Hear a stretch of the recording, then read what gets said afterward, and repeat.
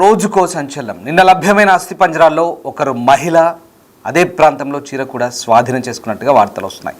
ఆ మహిళ ఎవరన్నది తెలిసే పనిలో అధికారులు ఉన్నట్టుగా కూడా వార్తలు వస్తున్నాయి. కానీ సిట్ అధికారులు మాత్రం దాన్ని తోచిపుస్తున్నారు. ఇప్పటికే ఎఫ్ఎస్ఎల్కు ఆ ఎముకలు పంపించారు. నిన్న విజిల్ బ్లోయర్ మొదట చూపించిన సైట్ నెంబర్ 11 నుంచి కాస్త దూరంలోని అటవీ ప్రాంతంలో తవ్వకాలు జరిగాయి.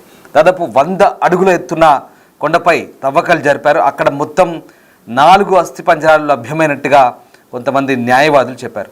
అయితే 10 ఏళ్లు కావడంతో శవాలను పూడ్చిపెట్టిన స్థలాన్ని గుర్తించడంలో భీమా కన్ఫ్యూజ్ అవుతున్నట్టుగా తెలుస్తుంది. అందుకే అతడు ఎక్కడ చూపిస్తే అక్కడ తవ్వకాలు జరపాలంటూ అతడి అడ్వకేటు కోరుతున్న పరిస్థితి కనబడుతుంది. సో మొత్తం మీద నిన్న తవ్వకాలు జరిపిన ప్రాంతంలో 11 సైట్ దగ్గర దాదాపు 3 అస్థిపంజరాలు దొరికాయని చెప్తున్నప్పటికీ వాటికి సంబంధించిన నిర్ధారణ ఏది కానీ సిట్ చేయలేదు, అధికారుల బృందం చేయలేదు. కేవలం ఇవన్నీ న్యాయవాదులు చెప్తున్న అంశాల ఆధారంగానే సమాచారం ఇవ్వడం జరుగుతుంది.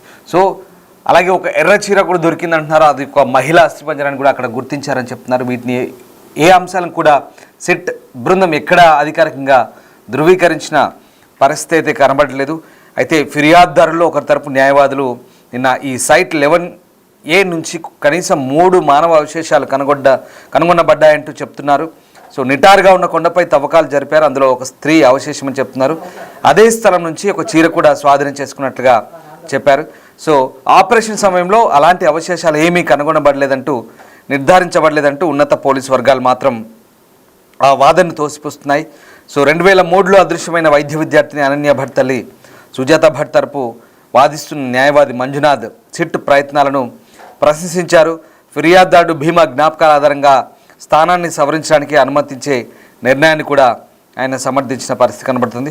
సో మొత్తం మీద ఇప్పుడు ఉన్న పరిస్థితుల్లో వర్షం కూడా పడుతుంది, మరింత ఆటంకం ఎదురు అవుతున్న పరిస్థితి. కానీ ఆ విజిల్ బ్లోయర్ ఎవరైతే ఫిర్యాదుదారుడు చెప్పిన సమాచారం మేరకు తవ్వకాలు జరుపుతున్న ప్రాంతంలో అక్కడ కొన్ని అంశాలు వాళ్ళకు ఆధారాలుగా లభ్యమవుతున్నాయి. కానీ పూర్తి స్థాయిలో వాటి నిర్ధారణ ఇంకా ఏం చేయట్లేదు. అయితే అవి ఎప్పుడో దశాబ్దాల కాల కింద పాతిపెట్టినాయి కాబట్టి కేవలం అతను చెప్పినా అతను గుర్తుకొచ్చిన పాయింట్లే కాకుండా ఇంకా అతను ఎక్కడ చూపించినా అక్కడ తవ్వకాలు జరపాలంటూ అతని తరపు న్యాయవాది చెప్తున్న పరిస్థితి అయితే కనబడుతుంది.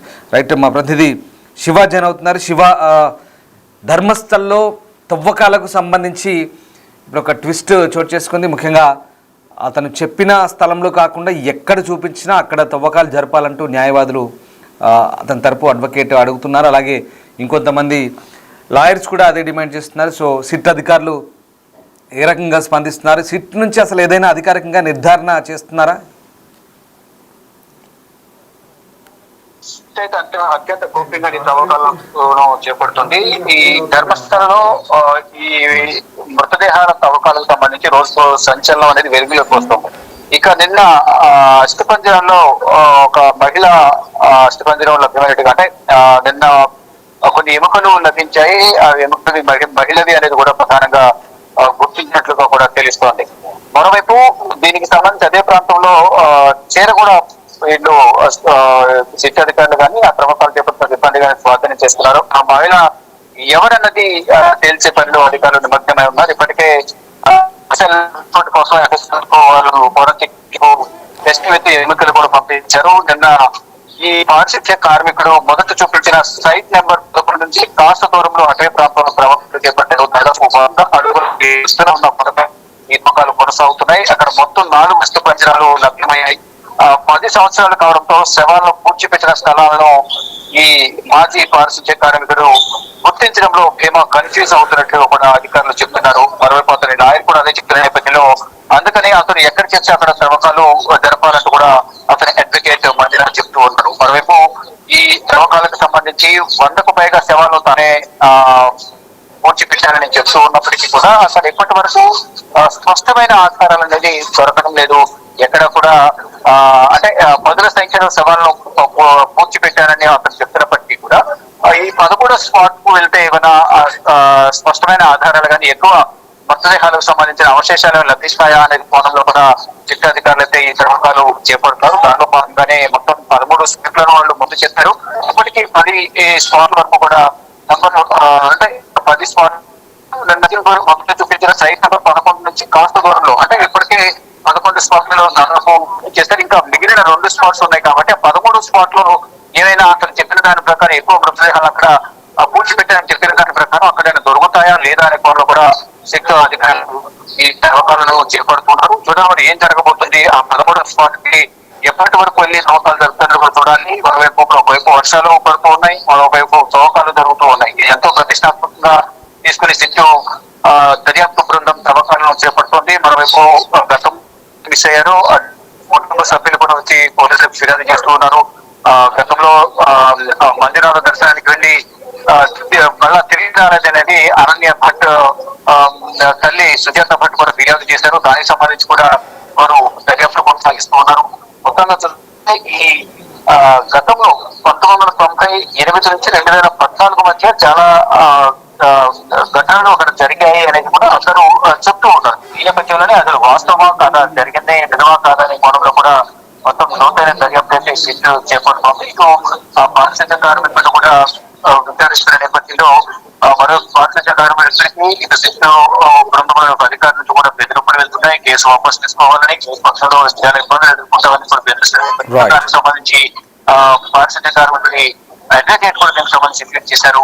ఇప్పుడు దీనికి సంబంధించి కూడా కొంత మొత్తం చూసుకుంటే ఈ 13 స్పాట్లలో మృతదేహాలు ఎన్ని మృతదేహాలు ఉన్నాయి, ఆ మృతదేహాల అవశేషం దొరుకుతాయి లేదా, ఏం జరగబోతుంది కూడా వేచి చూడాల్సి ఉంటుంది.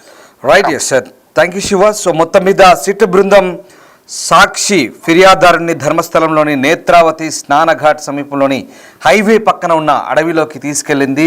సిట్తో పాటు దాదాపు 20 మంది కార్మికులు గాలింపు చర్యల కోసం వెళ్లారు. సంఘటనా స్థలానికి ఒక ఎక్స్కవేటర్ను కూడా రప్పించారు. సో ఫిర్యాదుదారైన ఇటు Puttur sub divisional officer Stella Varghese, అలాగే సిట్ ఎస్పీ జితేంద్ర దయామ ఇతర అధికారుల ముందు ఫోరెన్సిక్ నిపుణులతో కలిసి ఆ ఫిర్యాదుదారుడు కూడా అడవిలోకి వెళ్ళాడు. సో ఈ రకంగా దాదాపు నిన్నటి వరకు కూడా 10 చోట్ల పూర్తిస్థాయి శోధన చేశారు. ఆ ప్రాంతం అంతా కూడా గాలించారు. ఇక 11వ ప్రదేశానికి 100 మీటర్ల దూరంలో నేలపై ఒక మృతదేహ అవశేషాలతో కనుగొనబడ్డట్టుగా నిన్న చెప్తున్నారు. సో ఇవాళ 7వ రోజు తవ్వుతున్నారు 11వ ప్రదేశాన్ని. ఇది హైవే నుంచి దాదాపు 20 మీటర్ల దూరంలో అడవి లోపల ఉన్నట్టుగా చెప్తున్నారు. సో నేత్రావతి నది సమీపంలో తవ్విన తవ్వకాల్లో ఒక వ్యక్తి మృతదేహం అయితే కనుగొనబడ్డట్టుగా చెప్తున్నారు. సో ఇంకా ఆనవాళ్ళకు సంబంధించి అయితే ఎట్లాంటి ఆధారాలు అయితే లభ్యం కాలేదు. సో ప్రస్తుతానికి అంటే ఈ ఏదైతే ఆ తవ్వకాలు జరుగుతున్నాయో ఆ ప్రాంతం బయటికి కనిపించకుండా ఉండడానికి రోడ్డు పక్కన ఆకుపచ్చ కట్టెన్ ఏర్పాటు చేసి మరి ఆ తవ్వకాలు జరుపుతున్నారు. సో ఇవాళ జరుపుతున్న తవ్వకాలకు సంబంధించి ఇంకా పూర్తి స్థాయి సమాచారం అయితే అందాల్సింది. అయితే ఆ వ్యక్తి ఇచ్చిన సమాచారం మేరకు ప్రస్తుతం ఈ రహస్య ఖననాలకు సంబంధించిన అంశాలు నిజంగా బయటపడబోతున్నాయా, ఏం జరగబోతుందని మాత్రం ప్రస్తుతం ఉత్కంఠ రేపుతోంది. రాష్ట్ర వ్యాప్తంగా సంచలనం రేపిన ధర్మస్థల సామూహిక ఖననాల కేసు దర్యాప్తులో అయితే ఇది కీలక పరిణామం చెప్పుకోవచ్చు. ప్రత్యేక దర్యాప్తు బృందం నిన్న జరిపిన తవ్వకాల్లో ఒక అస్థిపంజరం, ఒక చీర అయితే బయటపడింది. సో ఆ రకంగా 11వ నంబర్ ప్రదేశంలో వీటిని కనుగొన్నారు. అయితే ఇప్పుడు ఒక కీలక మలుపు, కేవలం సాక్షి చెప్తున్న అంశాల ఆధారంగా, అంటే ఇది చాలా సంవత్సరాలైంది, కేవలం అతను చూపించిన ప్రదేశాలు కాకుండా ఎక్కడెక్కడైనా వేరే వేరే ప్రాంతాల్లో ఇంకా పూడ్చిపెట్టడం లాంటివి జరుగుండొచ్చు. ఎందుకంటే అది గుర్తుండకపోవచ్చు. బహుశా ఒకే చోట కాకుండా ఆయా ప్రదేశాల్లో ఆ నేత్రావతి నది ఒడ్డున కావచ్చు, హైవే పక్కన కావచ్చు, తాను చాలా శవాల్ని, వందలాది శవాల్ని, ఒకటి కాదు రెండు కాదు వందలాది శవాల్ని పూడ్చిపెట్టానని చెప్తున్న సందర్భంలో సంవత్సరాలు గడిచింది కాబట్టి బహుశా అతను మర్చిపోయి ఉండొచ్చు, లేదా ఆ ప్రాంతాల్లో మార్పులు చేర్పులు చోటు చేసుకుండొచ్చు. అంటే వర్షాలకు లేదా మట్టిలో అవన్నీ ఎముకలు కరిగిపోవడమో రకరకాల కారణాల వల్ల తేడాలు రావచ్చు. సో అతను ఎక్కడ డౌట్ వస్తే ఎక్కడ చూపిస్తే అక్కడ తవ్వండి అంటూ అడ్వకేట్స్ కూడా ఇప్పుడు ఆ సిట్ బృందాన్ని కోరుతున్న పరిస్థితి. అదే కనుక జరిగితే ధర్మస్థల్లో ఇంకా అనేక అంశాలు బయటపడతాయంటూ అడ్వకేట్స్ కూడా వాదిస్తున్నారు. సో నిన్న ఒక అస్థిపంజరం, ఒక చీర దొరికిన తర్వాత ఇక ఆ ప్రాంతంలో అది చీర ఎవరిది, అసలు ఏంటి, అక్కడ ఒక మహిళా అస్థిపంజరమా ఏంటి అనే కోణంలో ప్రస్తుతం ఆరా తీస్తున్నారు. ఇప్పటికే ఎఫ్ఎస్ఎల్కి అయితే ఆ ఎముకలు పంపిస్తున్నారు. సో ఆ రకంగా నిన్నటి నుంచి కూడా చాలా కీలకమైన ఆధారాలు, ఇది ఒక కీలక మలుపు తిరిగే అవకాశాలు అయితే కనిపిస్తున్నాయి. అటవీ ప్రాంతంలో తవ్వకాలు అయితే చాలా సీరియస్గా జరుపుతున్నారు. సో దాదాపు 100 అడుగుల ఎత్తున్న కొండపై కూడా తవ్వకాలు జరుపుతున్నారు. మొత్తం 4 అస్థిపంజరాలు దొరికినట్టుగా చెప్తున్నారు. కానీ సిట్ అధికారులు మాత్రం వీటికి సంబంధించిన నిర్ధారణ ఏది చేయని పరిస్థితి కనబడుతోంది. సో స్థలాన్ని గుర్తించడంలో ఆ భీమా అనే వ్యక్తి ఎవరైతే సాక్షి ఉన్నాడో అతను కొంత కన్ఫ్యూజన్కి గురవుతున్నాడో ఆ కన్ఫ్యూజన్లో భాగంగానే పూర్తి స్థాయిలో సరైన నిర్ధారణ చేయట్లేదు అతను కూడా అని చెప్తున్నారు. సో మీరు చూస్తున్న దృశ్యాలు అటవీ ప్రాంతంలో జరుగుతున్న తవ్వకాలకు సంబంధించి బయటికి కనబడకుండా కర్టెన్ ఒకటి కట్టినారు, ఆకుపచ్చని కర్టెన్ చాలా గోప్యంగా వివరిస్తున్నట్టుగా మనకు అర్థమవుతుంది. సో మొత్తం మీద ధర్మస్థలకు సంబంధించి ఈ సామూహిక ఖననాల కేసులో తవ్వకాలు అయితే కంటిన్యూ అవుతున్నాయి. ఇవాళ 7వ రోజు. సో ఇక్కడ రెవెన్యూ ఇతర శాఖ అధికారులు సిబ్బంది కొంత అందుబాటులో లేకపోవడంతో నిన్న తవ్వకాలు అయితే నిలిపివేశారు. తర్వాత మళ్ళీ తవ్వకాలు ప్రారంభించారు.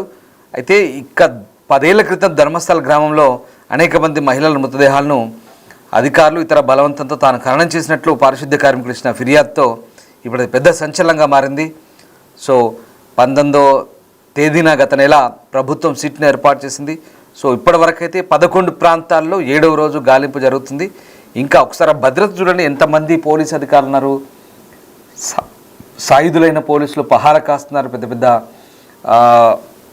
గన్స్తో అక్కడ ప్రాంతం అంతా కూడా వాళ్ళంతా స్వాధీనం చేసుకున్నారు. అక్కడ ఎవరిని రానివ్వకుండా, ఎవరిని అటువైపు దరిదాపులు రానివ్వకుండా జరుగుతుంది. ఈ ప్రాంతం అంతా శోధన జరుగుతుంది.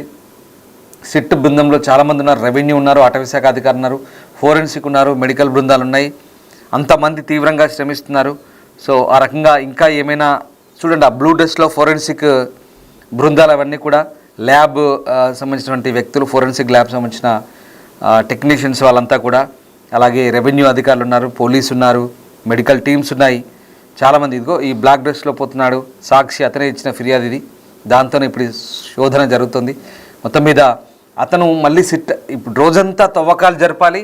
తిరిగి రోజంతా తవ్వకాలు జరిపిన తర్వాత అక్కడ ఏమేమి దొరికినాయి వాటన్నిటిని కూడా ల్యాబ్స్కు పంపించాలి. తర్వాత బెల్తంగడి ప్రాంతంలో ఉన్న సిట్ ఆఫీస్కి రావాలి ఈ వ్యక్తి కూడా, ఫిర్యాదు చేసిన వ్యక్తి. సో ఆ సిట్ అధికారుల ముందు రోజంతా ఏం జరిగింది, ఎక్కడెక్కడ తవ్వారు ఏంటనేది కంప్లీట్గా వాళ్ళతో కూర్చొని ఒక మీటింగ్ లాగా ఏర్పాటు చేసుకొని వాళ్ళతో డిస్కస్ చేసి మొత్తం సమాచారం అంతా చెప్పాలి. వీళ్ళంతా కూడా అతన్ని ఇంట్రాగేషన్ చేస్తారు, మళ్ళీ క్రాస్ చెక్ చేస్తారు, క్రాస్ ఎగ్జామినేషన్ చేస్తున్నారు. సో 7 రోజులుగా ఇదంతా జరుగుతుంది. ఇంకా ఎన్ని రోజుల పాటు తవ్వకాలు జరుగుతాయి, ఇంకా ఏమేమి లభ్యమవుతాం అనేది చూడాలి. సో మొత్తం మీద అయితే ఒక సంచలనంగా అని చెప్పాలి. దేశంలో ఎప్పుడు ఇలాంటి ఘటనలు, ఇలాంటి తవ్వకాలు, శవాల గురించి ఈ తవ్వకాలు, శోధన ఇంత సీరియస్గా ఇన్ని విభాగాల అధికారులు ఈ దేశంలో ఇప్పటివరకు ఏ కేసులో ఇలా జరగలేదు. బహుశా ఇది మొదటిసారని చెప్పవచ్చు. సో అంతటి సంచలనం కలిగిన, అంతటి ప్రాధాన్యత కలిగిన కేసుగా దీనికి ఇప్పుడు కర్ణాటక ప్రభుత్వం భావిస్తుంది. సిట్ అయితే ఏర్పాటు చేసి వాళ్ళ పనిని చాలా వేగవంతంగా కొనసాగిస్తున్నారు. చూడాలి దర్యాప్తులో ఇంకా ఎలాంటి అంశాలు బయటపడతాయి, ఇంకా ఎలాంటి ట్విస్టులు చోటు చేసుకుంటాయని మాత్రం వేచి చూడాల్సిందే.